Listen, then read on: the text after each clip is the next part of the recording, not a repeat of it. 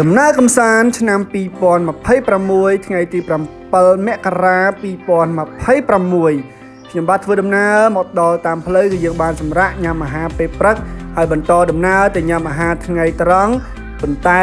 ទីតាំងមួយនេះគឺយើងសូមលាក់សិនឧស្សាហ៍វិញខ្ញុំបានអរ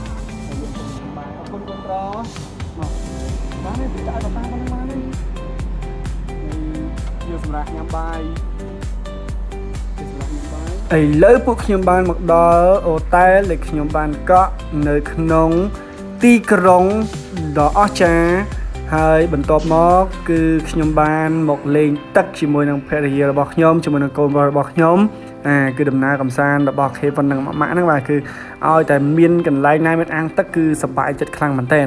ហើយទស្សនវិជ្ជានៅជុំវិញអូតែរបស់ពួកខ្ញុំបាទគេហ្នឹងគឺស្អាតមែនទែនអ្នកទាំងអស់គ្នាតម្លៃសមរម្យអាចទទួលយកបានមានទាំងអាងហែលទឹក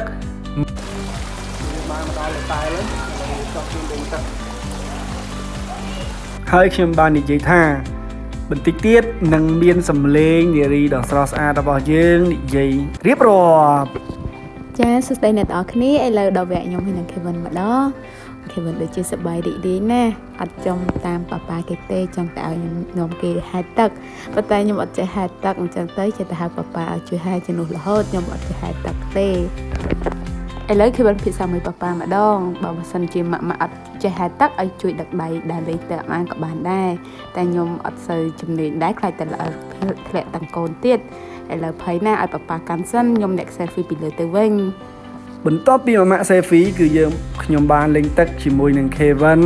ហើយទីទៀតដល់ម៉ោងខ្ញុំថតរូបឲ្យម៉ាក់ម្ដងនេះបាទគឺថតរូបឲ្យម៉ាក់និង Kevin លេងទឹកគេថើបគ្នាយ៉ាងស្រស់ស្អាតតែម្ដងហើយបន្ទាប់មកខ្ញុំបាន selfie មួយគឺយើងបង្ហាញថានេះគឺជាទីតាំងដែលយើងលេងទឹកនៅក្នុងទីរួមខេត្តអច្ឆរិយៈ